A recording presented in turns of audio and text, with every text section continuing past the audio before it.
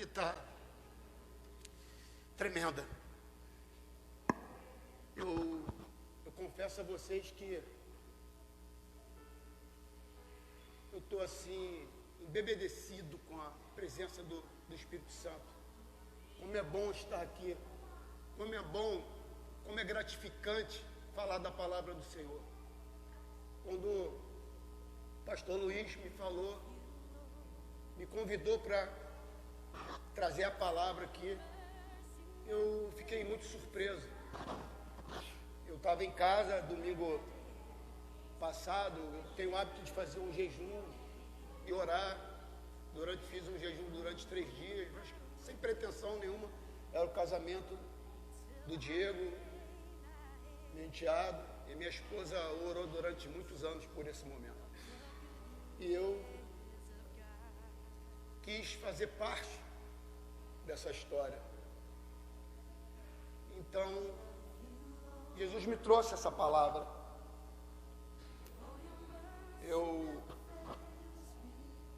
Sábado passado, eu estava no meu trabalho, na empresa, a Cristiane tinha vindo antes, e eu cheguei em casa cansado, 10 horas da noite,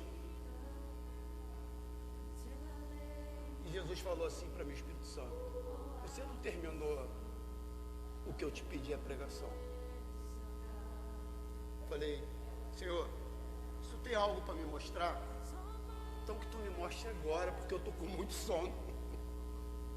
E aí eu fiz um esboço da pregação. Até o Diego brincou comigo, porque hoje de manhã eu fiz uma correção e a palavra veio mais forte. Aí ele brincou: então a pregação veio da padaria, o pão que está fresquinho do céu. Eu falei: está fresquinho do céu. E eu fiquei muito honrado pelo convite de estar aqui com vocês. Meu nome é Salim, eu faço parte da liderança da Igreja Atitude da Barra da Tijuca, no Rio de Janeiro. Sou supervisor e líder de célula, e Deus me trouxe até aqui hoje para trazer uma palavra a todos. Eu sou casado com essa mulher linda que está... Levanta aí, Cristiane, que todo mundo te veja. Nós estamos de verdinho assim para combinar, né? A gente está combinando. Tenho 2 filhos do primeiro casamento, um chama-se Lucas, o outro Hugo. 2 filhas que Deus me deu, que é a Laís e a Larissa.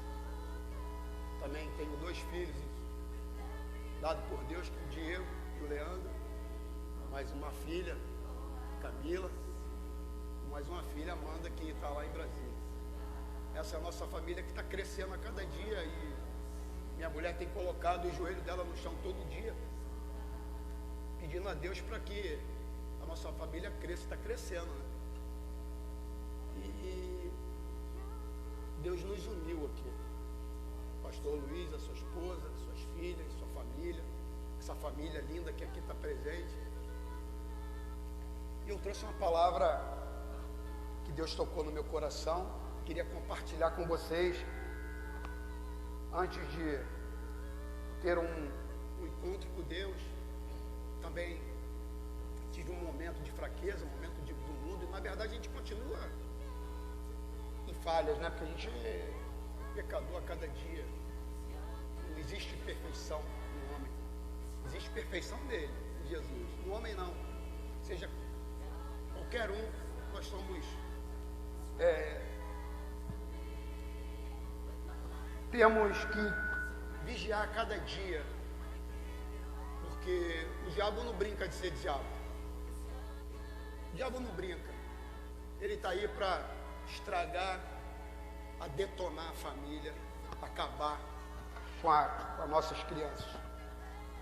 Então, se eu só me achar aqui.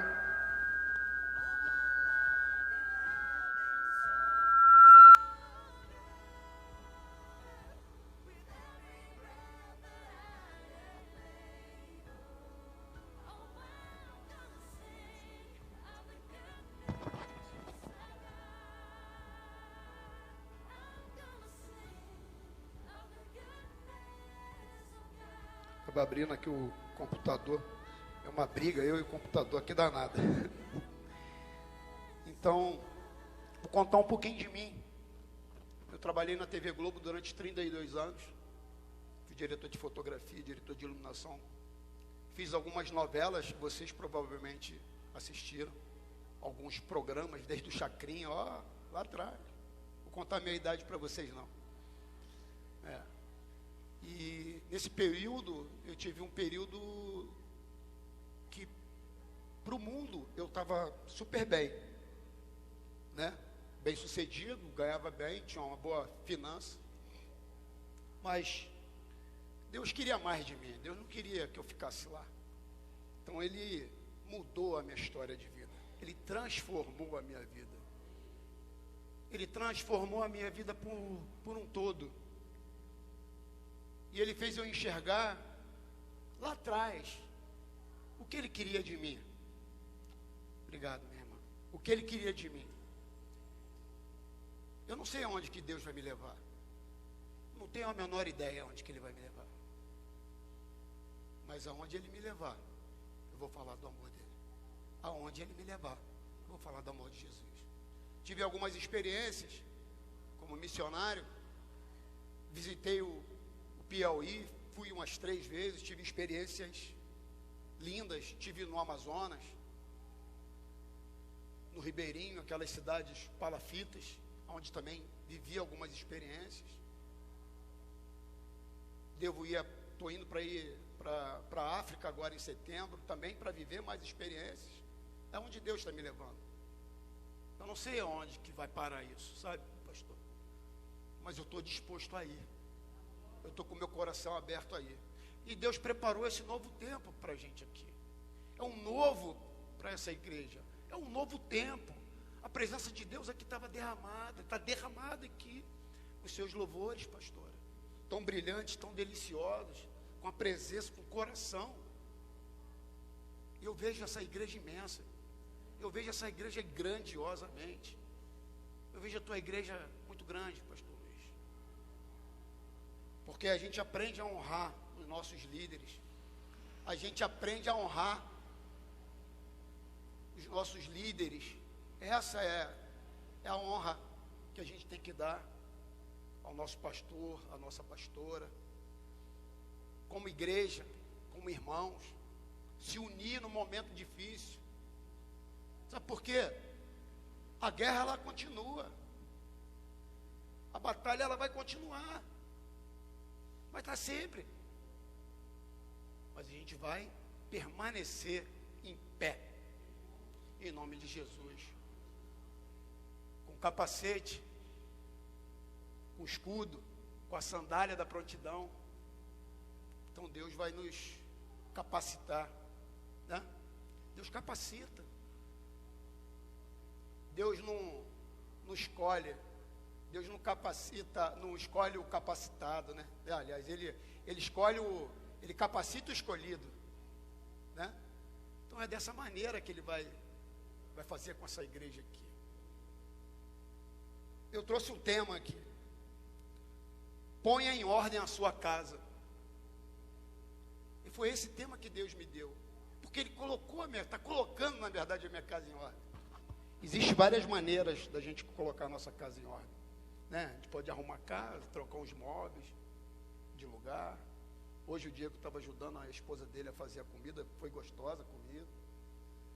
Ela arrumou lavando a louça, minha mulher fazendo as outras coisas lá. Colocar a casa em ordem, colocar a nossa vida em ordem. É o que Deus tem feito em minha vida. Colocando aqui diante de vocês, tanta coisa que a gente tem que fazer. Nosso coração, tem muita coisa dentro do nosso coração que precisa ser restaurado, precisa ser, ter uma firmeza no nosso coração. A gente tem que voltar nossos olhos para Deus e falar assim: Senhor, olha, tem áreas da minha vida que eu preciso ser tratado. Tem áreas da minha vida que eu sozinho, eu não vou conseguir fazer. Eu não chego em lugar nenhum sozinho.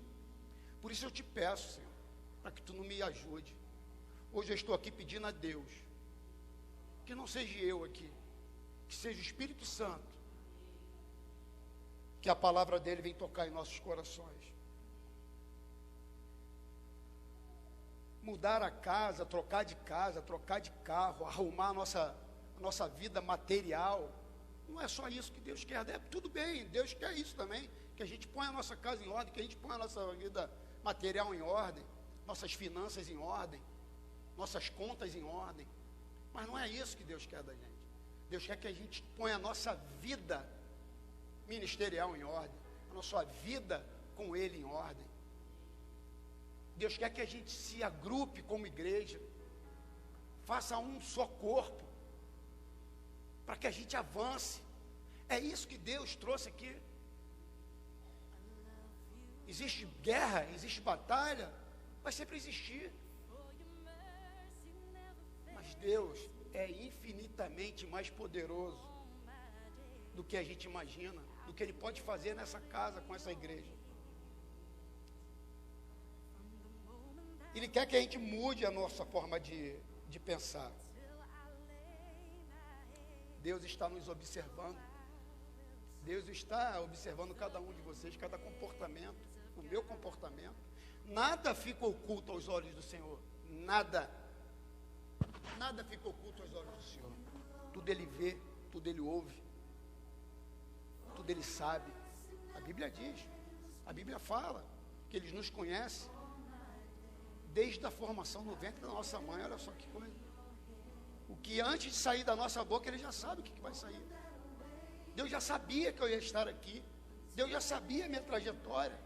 Ele já sabia dos passos que eu ia dar, das cabeçadas que eu ia dar, das quedas que eu ia ter que passar, do processo da minha vida que eu ia ter que viver. E vou continuar vivendo.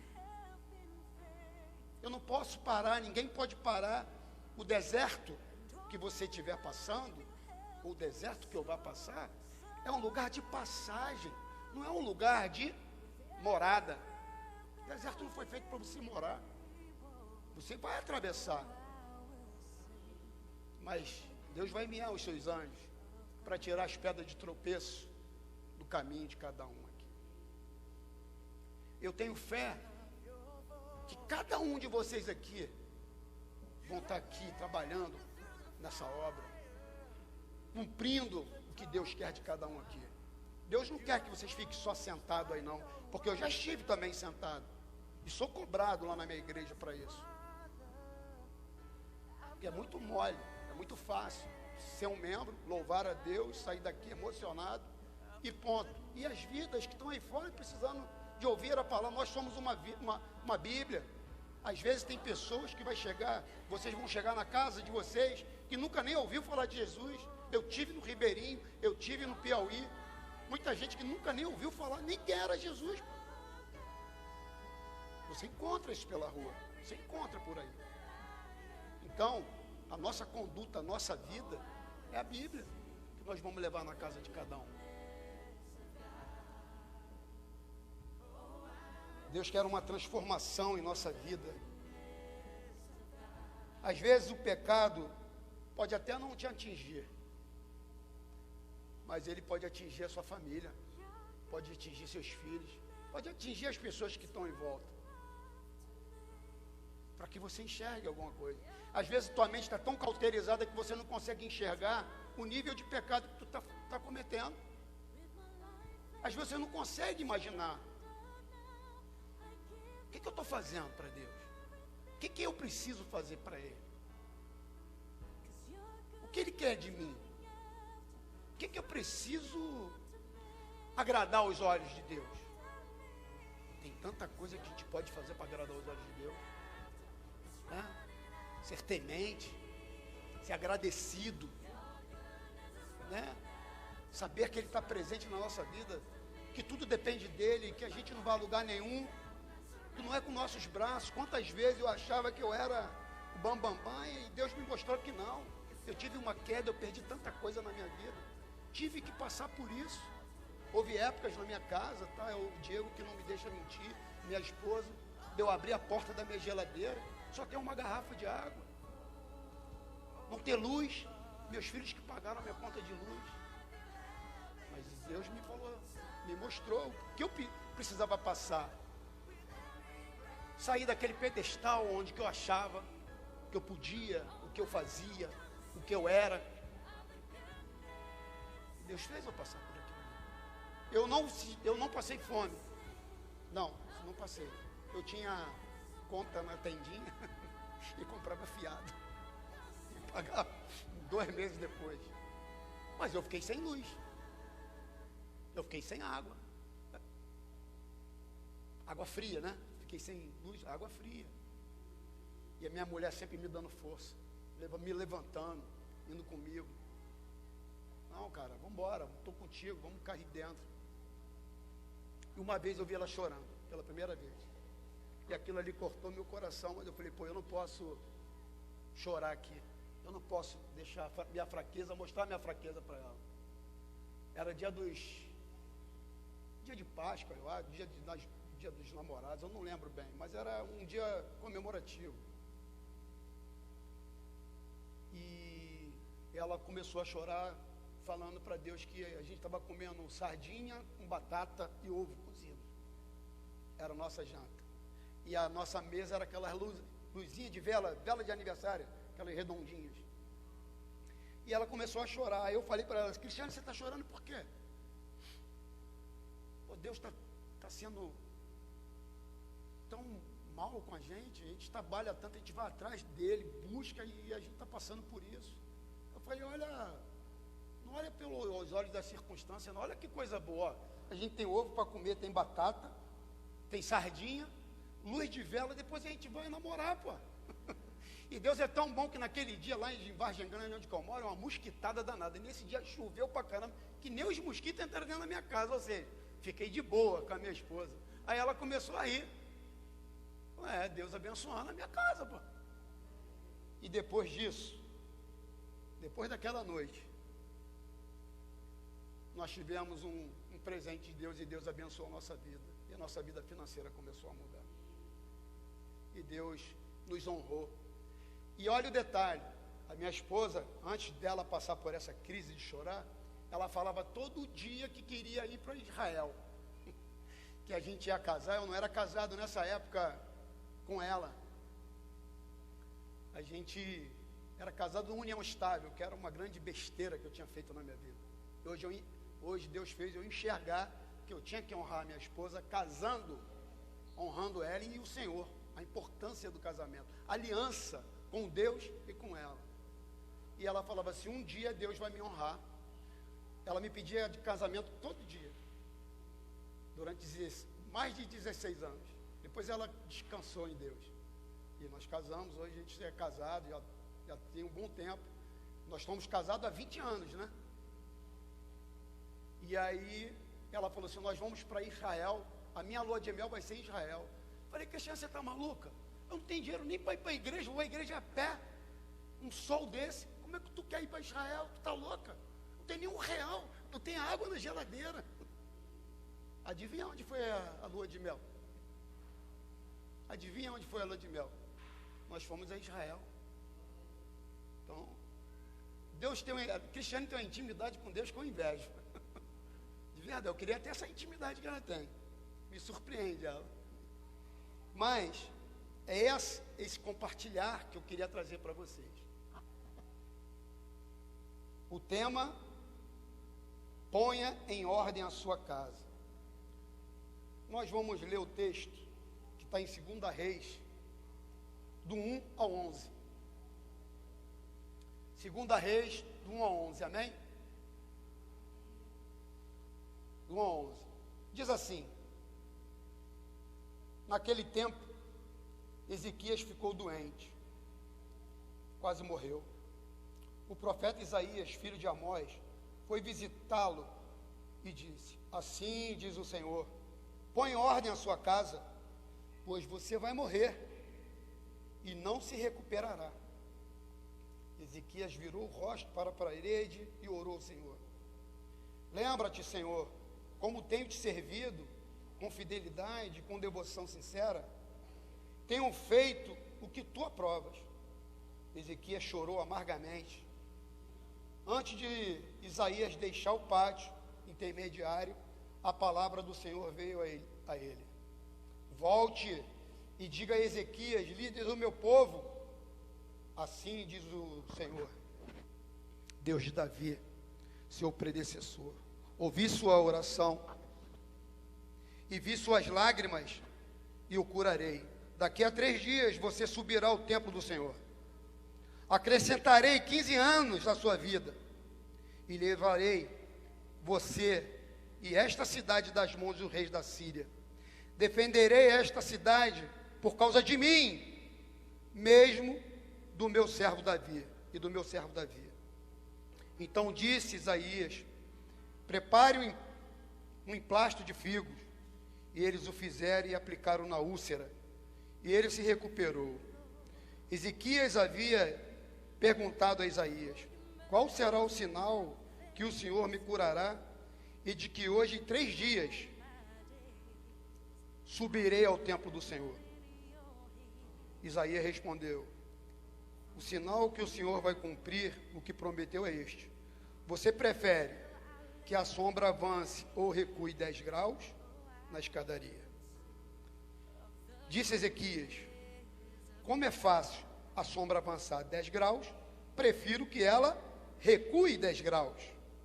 Então o profeta Isaías clamou ao Senhor, e este fez a sombra recuar 10 graus, que havia descido das escadarias de Acais. Senhor, que não seja eu aqui, que a tua palavra seja como uma flecha no coração de cada um de nós aqui. A honra e glória aqui é toda tua, não tem a ver com o pregador, tem a ver com o teu evangelho, tem a ver com tuas escrituras. Usa-me profundamente aqui, pois a honra, a glória e o louvor é seu, Jesus. Em nome de Jesus, fere o nosso coração com a espada do teu evangelho. Amém. Aqui nesse texto, ficamos sabendo um pouco da vida do rei Ezequias, né? Do rei de Judá, Ezequias. Ele começou a reinar por 25 anos. Seu pai, Acais, o rei Acais, diz a Bíblia que ele era um rei mau aos olhos do Senhor. E Ezequias, quando erra do trono do seu pai, ele faz tudo que Deus aprova. No período de 100 anos, mais ou menos, diz a Bíblia que ele foi um rei bom em Judá. Foi o primeiro rei bom em Judá. Seu filho Manassés herdou o seu reino, começou a reinar com 12 anos. E repetiu todas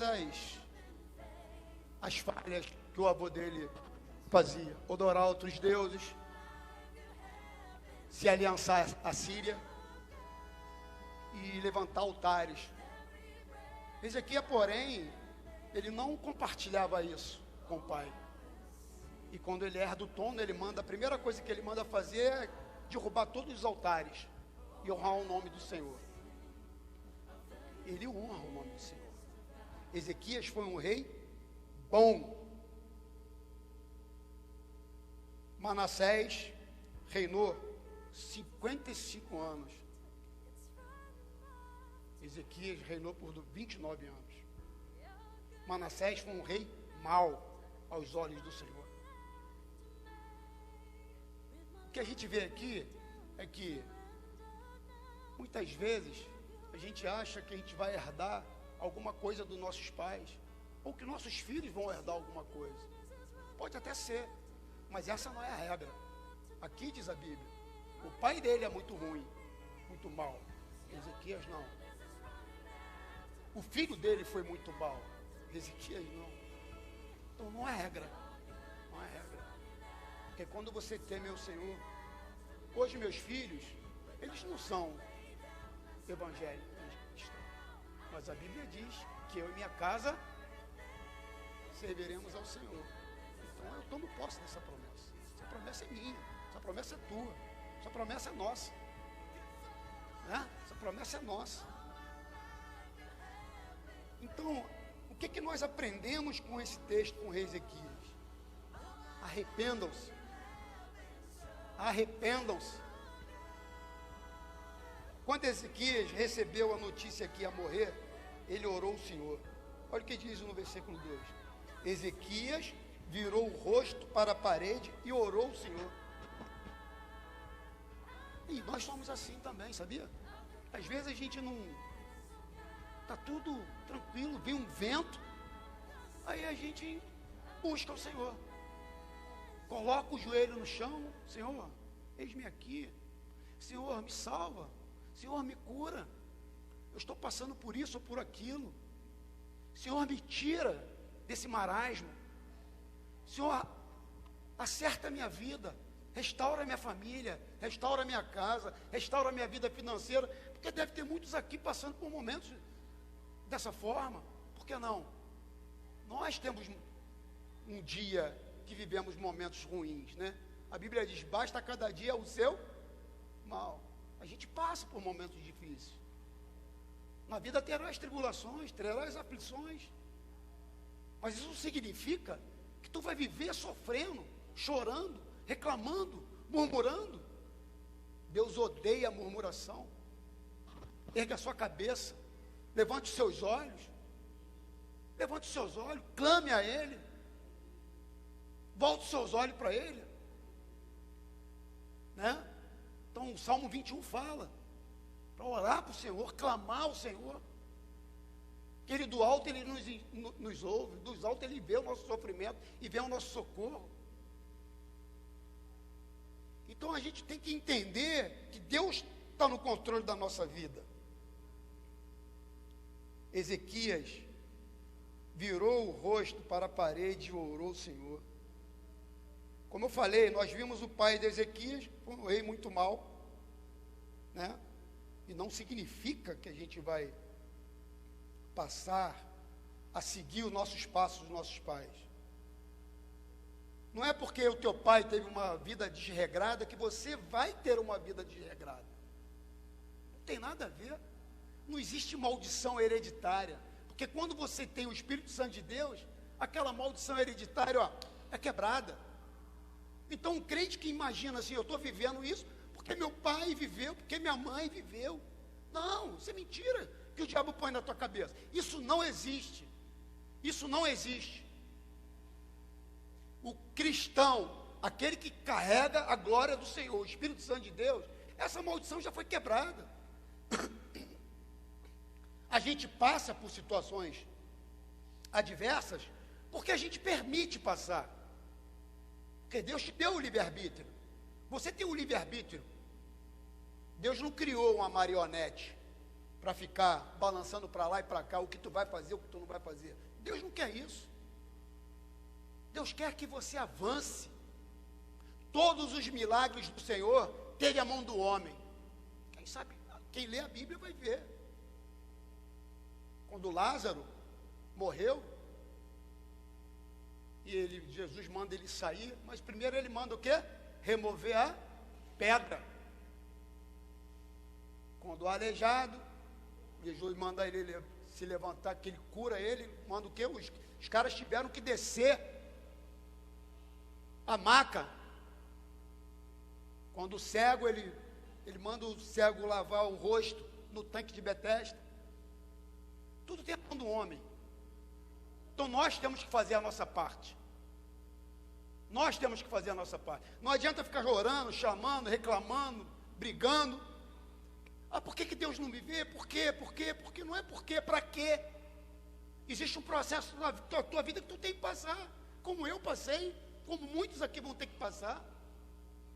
Se eu cruzar os braços e ficar esperando, não vai acontecer nada. Eu tenho que fazer minha parte, eu tenho que buscar mais a Deus, eu tenho que orar, eu tenho que jejuar, eu tenho que correr atrás, eu tenho que pedir estratégia a Deus para criar uma nova vida, sair daquele marasmo, buscar um novo emprego. Às vezes, essa semana eu tive que mudar minha história na minha empresa. Eu contratei uma menina que eu promovi ela como gerente, e ela não avançava de jeito nenhum, não avançava de jeito nenhum, não avançava de jeito nenhum. E eu falava com ela, poxa Janine, você tem que melhorar nisso, você tem que melhorar aquilo. Eu não queria mandar ela embora de jeito nenhum. E eu orei e jejuei e falei, Senhor, ela não está avançando, eu não quero mandar ela embora. Eu fiz uma promessa a ela. E se for da tua vontade, tu tire ela daqui, coloque ela num outro lugar, mas que seja da vontade dela, que não seja eu tirar ela do emprego. Eu não quero ficar com essa culpa. E quando foi na semana que eu terminei o meu jejum de oração, a primeira coisa que ela chegou e pediu demissão. Ela falou: seu Salim, me desculpa, mas eu não estou acompanhando o crescimento da empresa. Falei: Janine, eu lamento muito, mas eu orei por esse momento. Eu vou deixar você seguir, que com certeza Deus tem um propósito maior lá na frente para você. E ela foi. E a gente contratou uma menina até melhor ainda do que ela, mais dedicada. Às vezes é isso. Às vezes tem pessoas na tua área, na tua casa, que está na hora da mudança, está na hora de seguir a tua vida, está na hora de ir para outro lugar. Às vezes aquela laranja que não deixa o fruto crescer, que está podre, e vai contaminando os outros lugares.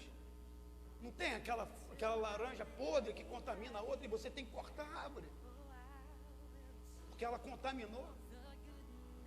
Às vezes assim acontece na nossa vida. Às vezes acontece até mesmo na nossa casa, na nossa igreja.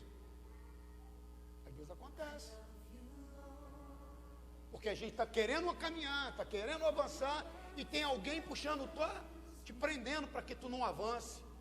Você quer, Deus está te impulsionando. E Deus fala assim: e aí? Deixa seguir, não prenda mais não. E você fica com medo de tomar uma decisão. Pô, eu vou ficar falado, eu não vou fazer isso, eu não vou fazer aquilo. Não, tem que deixar seguir. Se não está legal, conversa amigavelmente, segue teu rumo, segue tua vida. Foi bom o tempo que nós vivemos juntos. Foi bom o tempo que a gente viveu junto. Às vezes, até um casamento, Deus odeia o divórcio, tá, gente? Mas às vezes tem determinados casamentos que só Deus na causa, onde há violência, onde há traição, onde há contenda o tempo inteiro. Quando você não tem uma ajuda espiritual, você tem que buscar uma ajuda profissional para você acertar.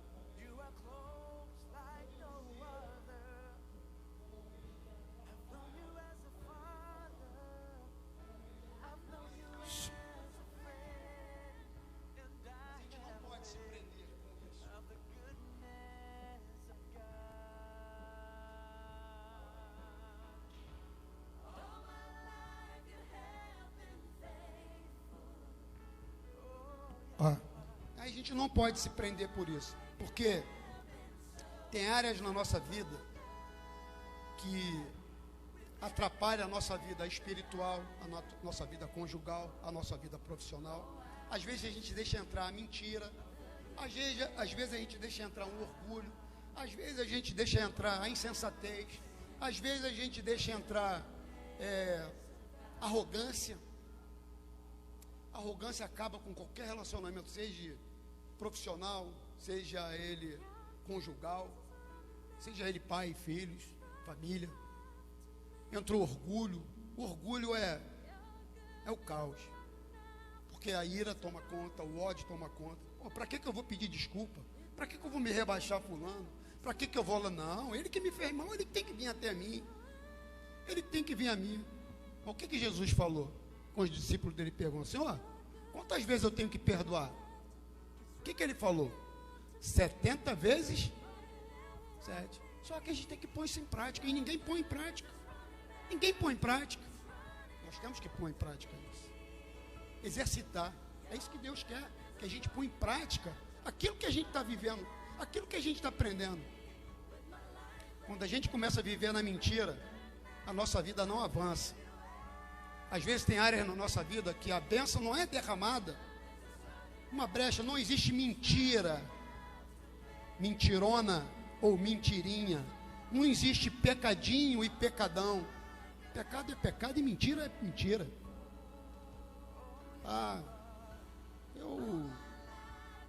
Eu tomo minha cerveja, qual o problema? Nenhum. Eu fumo meu cigarro, qual o problema? Nenhum. Todo mundo faz. Não tem nada a ver eu tomar um vinhozinho. Não tem nada a ver eu tomar uma bebidazinha. mas através da bebida vem a discórdia, vem a briga, vem as confusões. E na entrada do inferno tem uma placa escrita assim: não tem nada a ver. Não tem nada a ver que faz você parar lá. O diabo está assim, ó, de braços abertos, esperando aquele que fala, não tem nada a ver. Então a gente tem que vigiar os nossos passos. A gente tem que vigiar cada dia. Quantos jovens aí? Eu tenho filho de 33 anos, tinha enteados de 30, 36 anos. Entendeu? E você vê o mundo, tem amigos deles no mundo, já tive no mundo, e eu sei muito bem o que eu estou falando sobre isso. E cada dia a gente tem que entender que a gente precisa voltar os nossos olhos para o Senhor.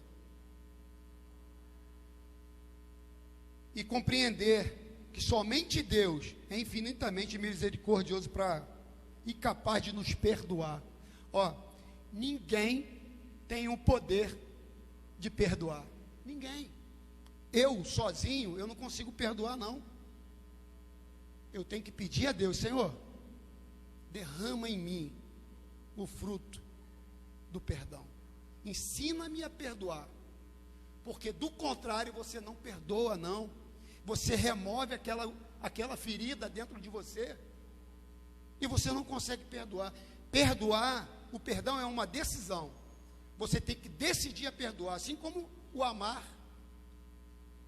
O amor é uma decisão. Ontem teve um casamento aqui do Diego com a Camila, e o pastor falou exatamente isso. Amar é uma decisão. Ele vai certamente irritar o Diego em algum momento da vida deles, e o Diego vai irritar ela com certeza. Assim como a Cristiane também, de vez em quando me irrita pra caramba. Eu vou pedir, boto meu joelho no chão: Senhor, restaura a minha paciência, me dê uma paciência. E ele vai cuidando, porque eu sou tranquilo, eu não me incomodo ela, não. Eu sou tranquilão, né, Cristiane? Sou tranquilo. Mas Deus é assim. Mas, na segunda lição desse texto, tenha uma intimidade com Deus. Gente, Deus quer um relacionamento. Deus quer te abençoar, mas Ele quer um relacionamento com cada um de nós. Deus quer intimidade com cada um de nós. Deus quer que a gente se derrame aos pés dele. Ezequias, quando viu que ia morrer, não teve dúvida e foi falar com Deus. Olha no versículo 3.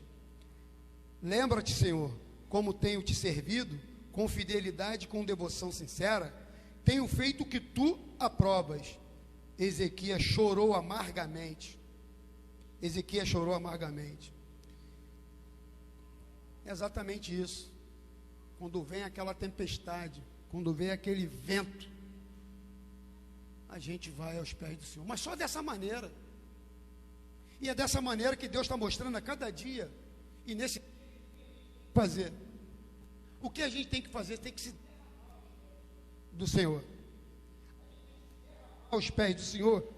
Para que o que nós precisamos? O que nós precisamos?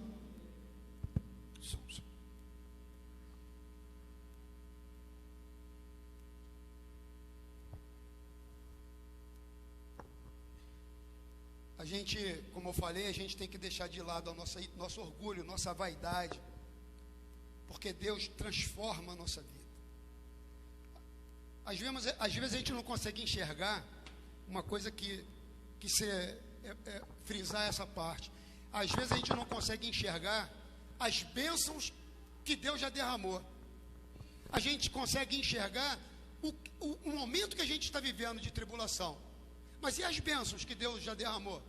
E aquilo que Deus já restaurou a tua vida? Aquelas finanças que Deus já restaurou? Aquela tua casa que está bem debilitada? Aquele casamento que está quebrado, que você foi para os pés do Senhor, orou e pediu perdão a Ele, e Deus já restaurou? Aquela viagem que você tanto sonhou, que Deus já te concedeu. Mas quando vem a tribulação, você não lembra de nada. Você não consegue enxergar. Você não consegue enxergar o que Ele fez na tua vida. Você consegue enxergar ruim naquele. Você consegue vendo de ruim. Só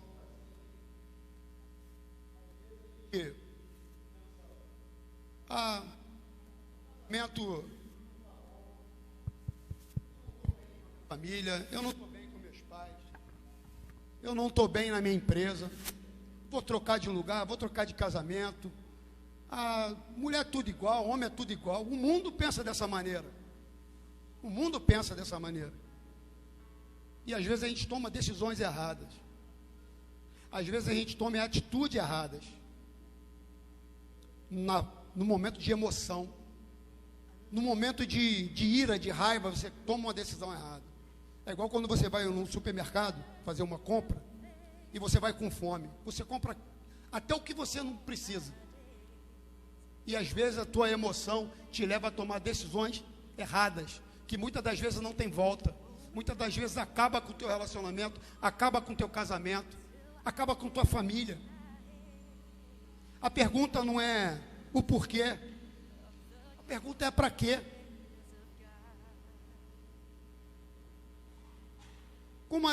A pergunta é: como está seu coração hoje? Como está a sua vida com Deus hoje? O que você tem feito para agradar a Deus? Que área na sua vida você precisa mudar? Vício? Drogas? Bebidas? O que você tem dentro de você que você precisa mudar? Tua raiva? Tua ira? Tua insensatez?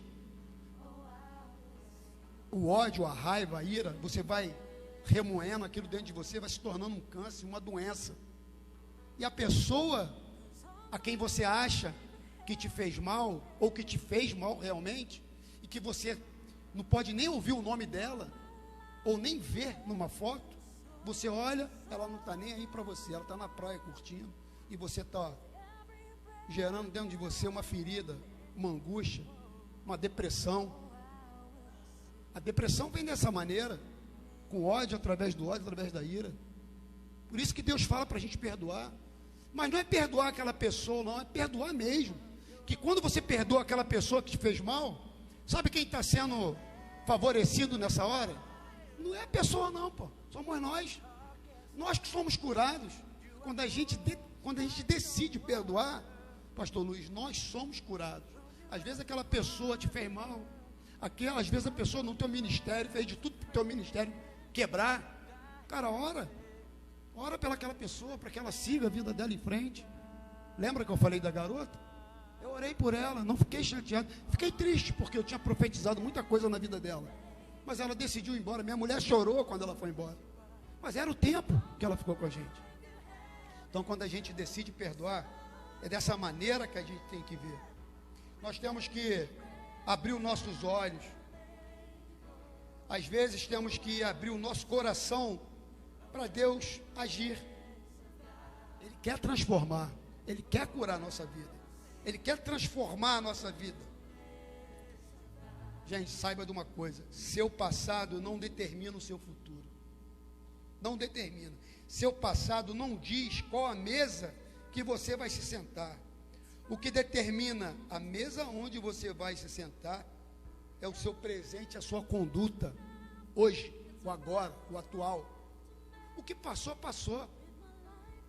Deus já levou todas as tuas enfermidades, todas as suas dores, todas as suas feridas ao pé da cruz. Você não se arrependeu? Você buscou a Deus, você confessou os seus pecados, está lá no pé das cruzes, no pé da cruz, ele nem lembra mais. Ele nem lembra mais daquilo, você que fica remoendo. Você que fica encucado com aquilo, né? Quantas vezes a gente já ouviu: você não presta, você não vai dar em nada. Uma coisa que a gente tem que fazer e tem que lembrar. Eu ouvi muito isso minha mãe falar para mim. Na época se usava muito isso.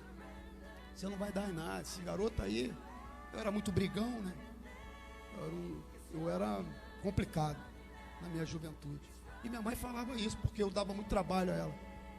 Mas a gente não deve falar isso para os nossos filhos. Porque a palavra, ela tem força. A palavra, ela te leva para alguns lugares que depois você vai botar o teu joelho no chão e vai chorar amargamente.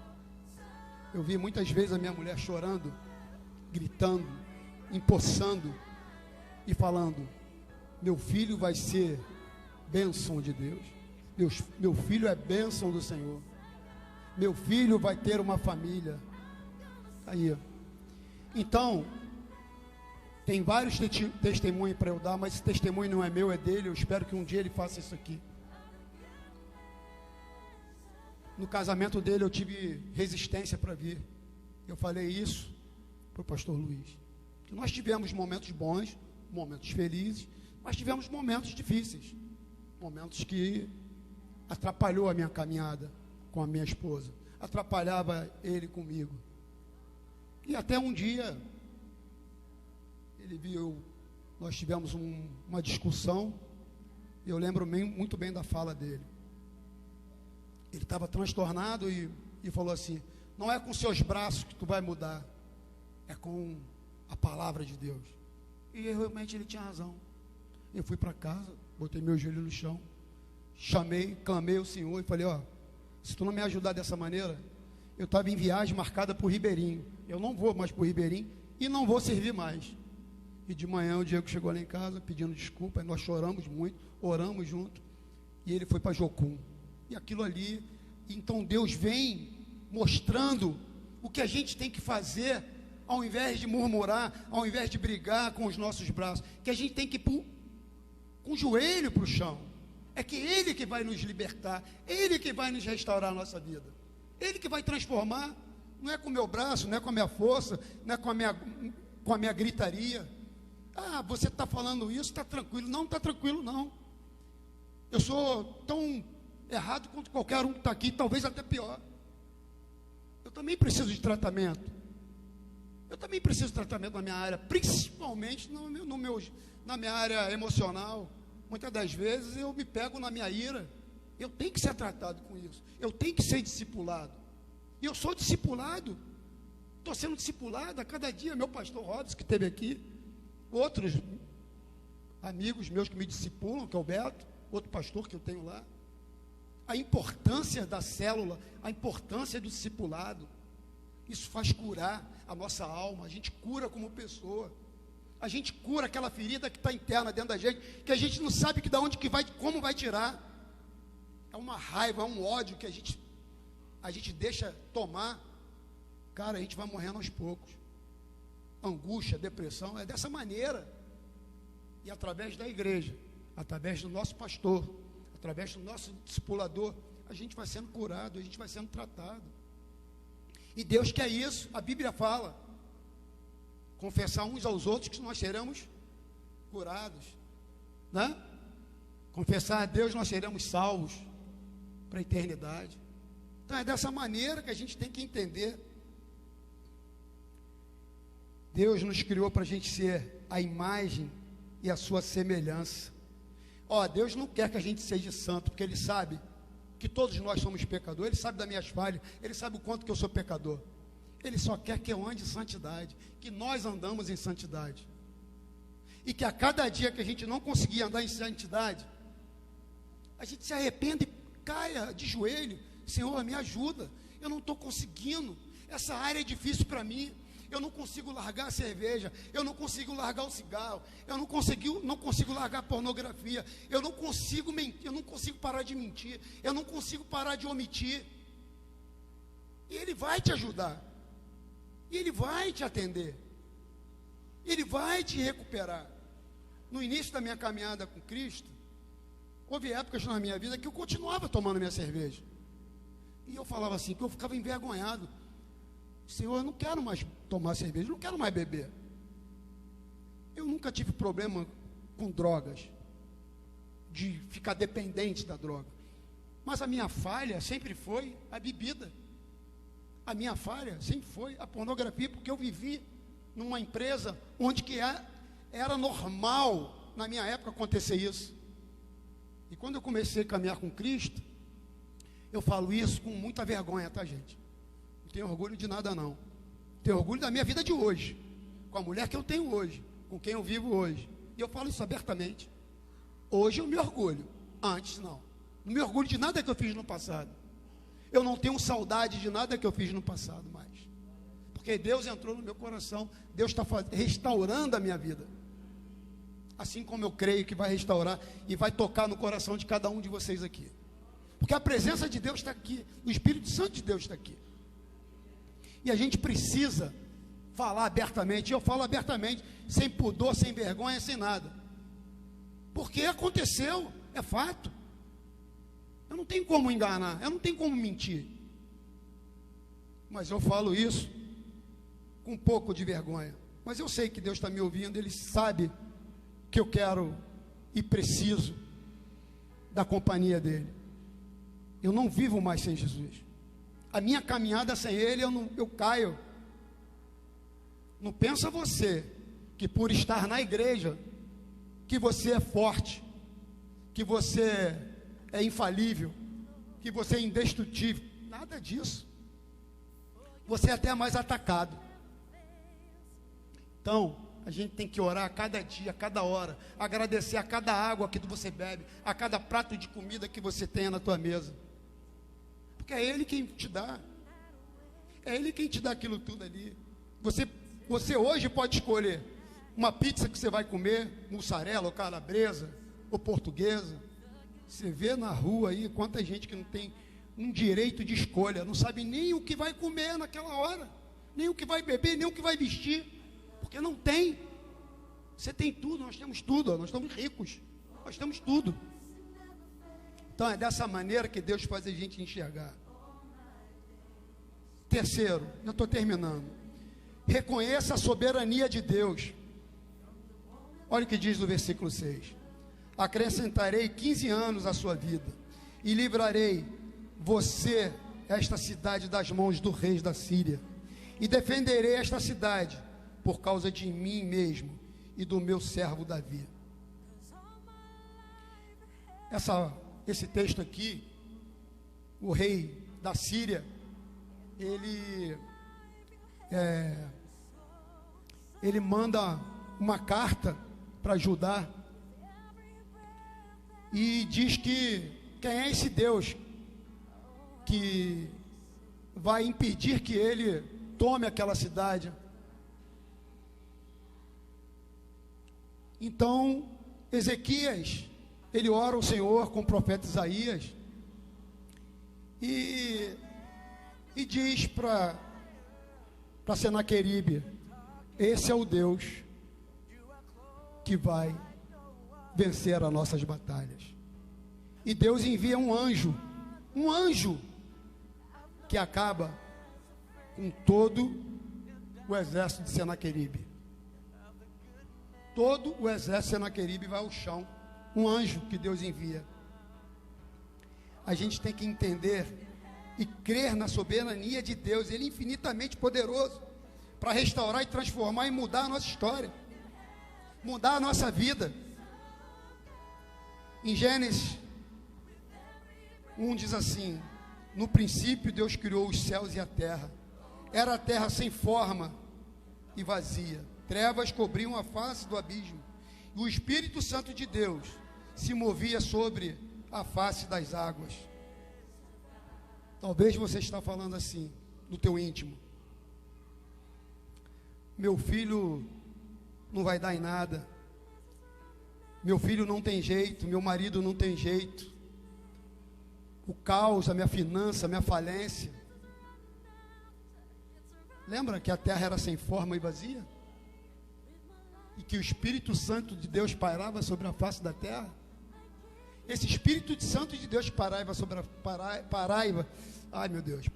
parava sobre a face da terra, é o mesmo Espírito que habita no coração de cada um de vocês.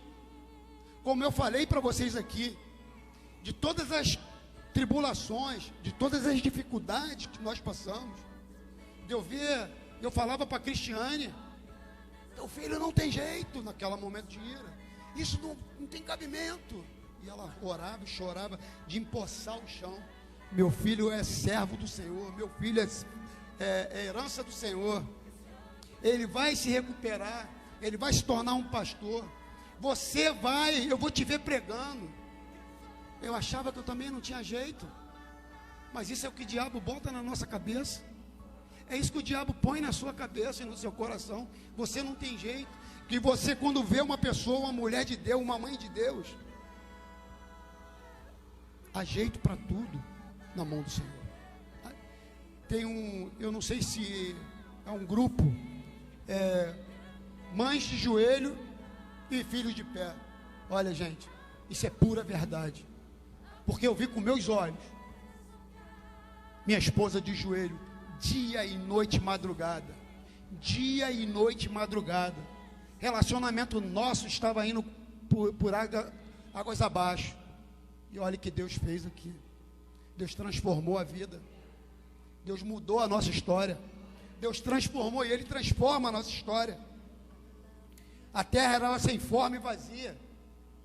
O caos habitava, mas Deus, o caos na mão de Deus é a matéria-prima para Ele fazer o novo. Como que você acha que o diamante se torna diamante?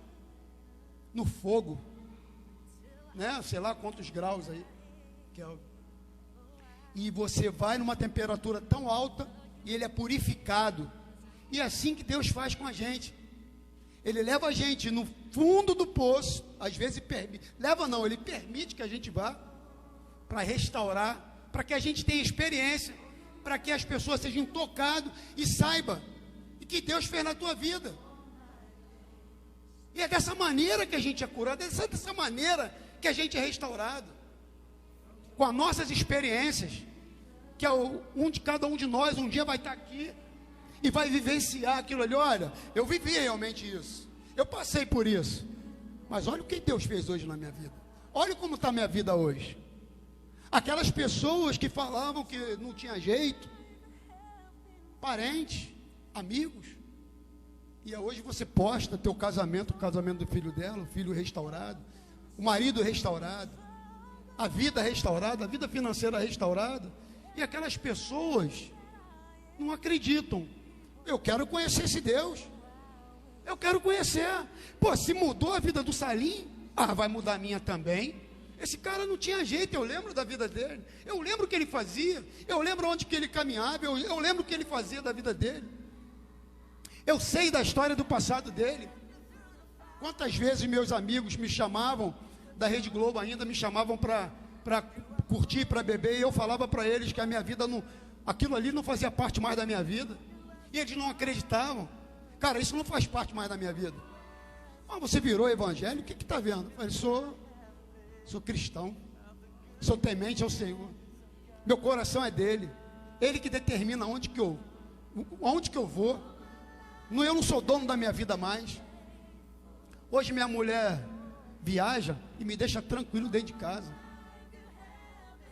Eu fico orando, eu vou fazer o que eu tenho que fazer para a igreja.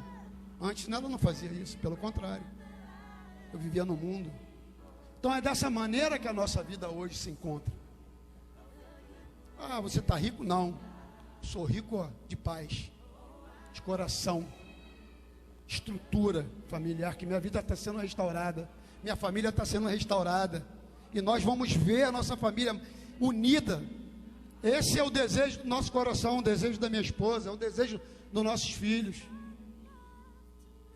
Então estou passando um pouquinho de mim para vocês entenderem o que Deus fez na nossa vida. Em quarto e último lugar, confia em Deus. Confia em Deus. Saiba que Ele quer te curar.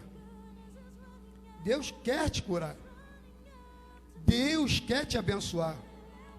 Olha o que diz no versículo 8. Ezequias havia perguntado a Isaías: qual será o sinal de que o Senhor me curará? Que hoje, há 3 dias, subirei ao templo do Senhor.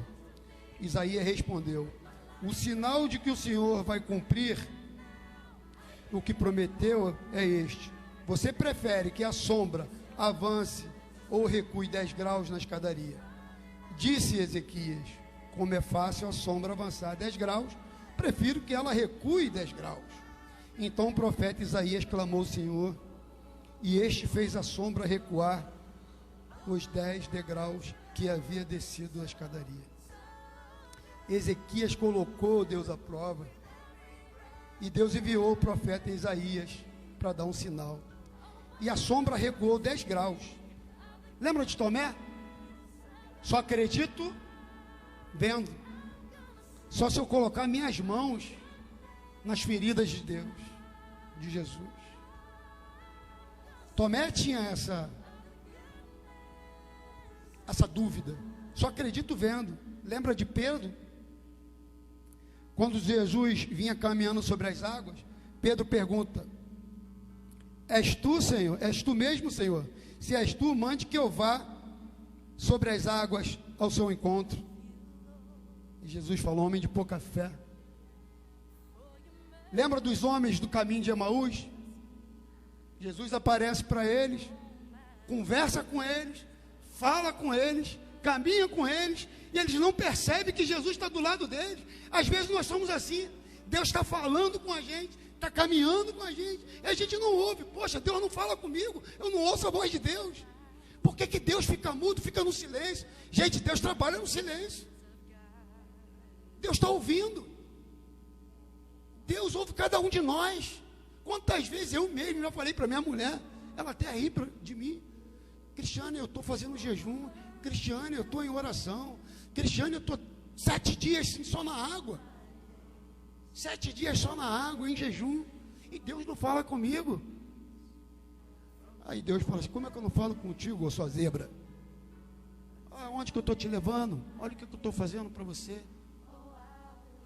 Eu fiz um jejum e achei que estava tudo tranquilo. De repente, o pastor Luiz me convidou para trazer um pouco da minha experiência e trazer a paz. Foi a vontade dele? Foi a minha vontade? Claro que não. Foi a resposta de Jesus, pô. Foi a resposta dele. De ouvir, de perceber a minha busca, de entender o que eu estou querendo mais dele. Quero mesmo, quero mais de Jesus. Mas qual é a minha busca? É pouco? Eu tenho que buscar mais, eu tenho que me dedicar mais, eu tenho que me doar mais. Nós temos que doar mais para Deus, mais intimidade com Deus, mais busca com Deus. Nossos filhos são herança do Senhor, a primeira, a segunda, a terceira, até a 4ª geração. Mas para que isso aconteça, nós temos que desenhar o que Deus quer de nós. Nós temos que colocar nosso joelho no chão, falar: Senhor, eu não aguento mais, eu estou aqui. Derrama da tua unção sobre mim, restaura a minha vida, restaura a minha família. Eu não sei como fazer, com meus braços eu não consigo. O que eu preciso fazer para te agradar? O que eu tenho que fazer? Diga para mim o que eu tenho que fazer. E Ele vai te falar, Ele vai te dar uma palavra, Ele vai te mandar tu abrir a Bíblia de alguma maneira. E Ele fala através do Evangelho, através das Escrituras. E você vai ouvir a palavra de Deus. Às vezes você pode estar na rua, às vezes você pode estar na igreja, e um irmão teu fala assim: olha, de repente um irmão bate no teu ombro e fala assim: Deus está te dando uma resposta. Um dia eu estava na igreja lá em Minas Gerais, e a Cristiane estava orando, e eu estava orando, cada um no seu canto, e ela pediu um abraço de Deus no pensamento. De repente vem uma pessoa lá no fundo: pastor, Deus te mandou um abraço para você. Então isso é a resposta de Deus. O Espírito Santo de Deus te ouve. Ele é o nosso intercessor, Ele é nosso Salvador, nosso Consolador. Clama a presença do Espírito Santo que Ele vem. Clama a presença do Espírito Santo que Ele vem. Lá em João 2 diz assim: no 3º dia houve um casamento em Canaã da Galileia. A mãe de Jesus estava ali. Jesus e seus discípulos também haviam sido convidados para o casamento. Tendo acabado o vinho, a mãe de Jesus lhe disse: eles não têm mais vinho. Respondeu Jesus: que temos nós em comum, mulher? A minha hora ainda não chegou. A sua mãe disse aos serviçais: façam tudo que ele mandar. No mundo de hoje, um filho fala isso para a mãe, primeira coisa que a mãe fala: esse cara é maluco, está falando isso comigo? O que a gente fala para um filho desse? Não foi o caso da mãe de Jesus, Maria. Ela sabia o tempo dele. Ela sabia, ela conhecia. É o tempo dele com o Pai. É o tempo dele com Deus. E ela dá ordem aos serviçais. Faça o que ele mandar. Jesus manda encher os tonéis de água e transforma o primeiro milagre de Jesus. Transforma o primeiro milagre da água no vinho. É isso que Deus vai fazer com cada um de nós aqui. Esse milagre que Deus vai derramar sobre cada um de nós aqui hoje. Hoje é um tempo novo, é um tempo de cura. É um tempo de cura. É um novo tempo que Deus está preparando aqui para a gente. E a palavra em Jeremias fala: porque sou eu que conheço os planos que tenho para vocês, diz o Senhor, planos de fazê-los prosperar, não de causar danos, plano de dar a vocês esperança e um futuro melhor. E um futuro melhor, planos de cura, plano de abençoar. É esse o plano que Deus quer para cada um de nós. É plano de cura, é um renovo da vida de cada um de nós. Vamos ficar de pé para orar ao Senhor. Vamos clamar ao Senhor. Hoje é um dia de cura. É um dia de todos nós sairmos daqui cheio da presença de Deus, da presença do Espírito Santo de Deus. Se vocês querem receber e precisam receber da palavra de Deus, venham aqui, venham orar perto de mim, venham orar comigo aqui, clamar a presença de Deus. Venham aqui buscar, porque Deus quer renovar, Deus quer abençoar, Deus quer trazer a cura da alma, a cura do coração. Aleluia. Deus está falando, não se envergonhe. É a presença de Deus que está aqui. A presença de Deus quer cada um de vocês aqui. Quer fazer essa igreja crescer. Quer restaurar a vida de cada um de nós. Senhor, derrama a sua unção sobre essa igreja. Senhor, derrama a tua unção sobre cada um que está aqui. Senhor, derrama a tua unção. Restaura-me, Senhor Deus. Oh, Senhor, eu preciso da tua presença. Eu preciso da tua cura. Eu preciso de ti, ó Deus. Venha, Senhor. Venha sobre nós a presença do teu Espírito Santo.